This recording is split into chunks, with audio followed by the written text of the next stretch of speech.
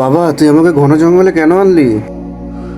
আম্মু তোমাকে আমি ঘন জঙ্গলে আনছি কি জন্য জানো? কারণ তোমাকে আমি আজকে মেরে ফেলবো। কেন বাবা তুই আমাকে কেন মারবি? কারণ আমাকে সাদিয়া বলছে তুমি যদি আমাকে বিয়ে করতে চাও তোমার আম্মুর কলিজা আমার কাছে নিয়ে এসো। না বাবা এরকম করিস না। না মা তুমি আমার ভালোবাসার জন্য তোমার কোরবানি দিতে হবে।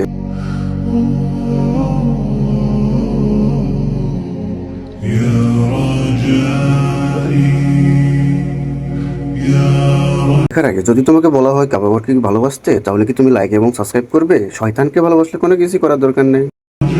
এই দেখো তোমার জন্য আমার আম্মুর কলিজা নিয়ে এসেছি। আরে তুমি এটা কি করলা?